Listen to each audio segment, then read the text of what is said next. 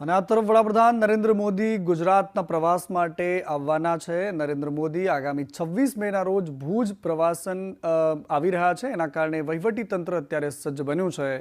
Operation સિંદૂર બાદ વડાપ્રધાન મોદી કચ્છના પ્રવાસને લઈને તૈયારીઓ થઈ રહી છે। આખરી ઓપ આપવામાં આવી રહ્યો છે।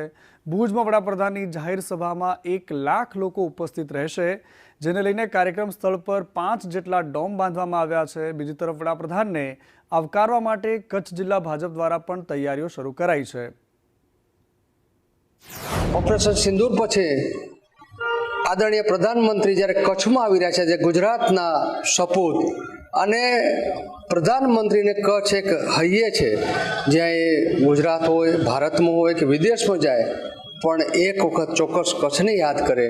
ત્યારે યુદ્ધ પછી જે રીતે કચ્છ બોર્ડરનો વિસ્તાર છે અને કચ્છમાં અનેક જે રીતે ડ્રોન આવ્યા અને સાહેબે એની સતત ચિંતા કરીને આ ઓપરેશન સિંદૂર પછી પ્રથમ મુલાકાત છે, ત્યારે કચ્છનો અને ગુજરાતનો ઉત્સાહ અનેરો છે।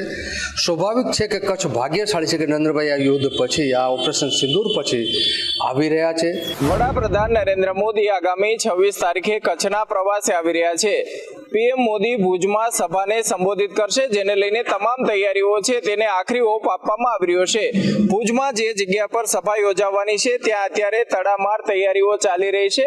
અલગ અલગ ડોમ બાંધવામાં આવી રહ્યા છે। વિશાળ 5 જેટલા ડોમ બાંધવામાં આવશે અને અહીંયા લગભગ 1 લાખ લોકો છે ત્યાં સભાની અંદર ઉપસ્થિત રહે તેવી શક્યતા છે, જેને લઈને તમામ તૈયારીઓ છે તેને આખરી ઓપ આપવામાં આવી રહ્યો છે। જે રીતે વડાપ્રધાન નરેન્દ્ર મોદી આગામી 26 તારીખે ભુજની મુલાકાતે આવી રહ્યા છે, તેને લઈને વહીવટી તંત્ર દ્વારા પણ તમામ તૈયારીઓ છે તે હાથ ધરવામાં આવી છે। લગભગ 1 લાખ કરોડના વિકાસ કામો છે તેમનું લોકાર્પણ અને ખાતમુહૂર્ત થવાનું છે અને જેને લઈને પણ તૈયારીઓ છે તે શરૂ કરવામાં આવી છે। અહીંયા જોઈ શકાય છે તે પ્રમાણે તમામ જે ડિવાઈડર છે તેમને પણ રંગરોગાન કરવામાં આવી રહ્યા છે। સાથોસાથ સભા સ્થળ ખાતે પણ વિશાળ ડોમ બાંધવામાં આવી રહ્યા છે।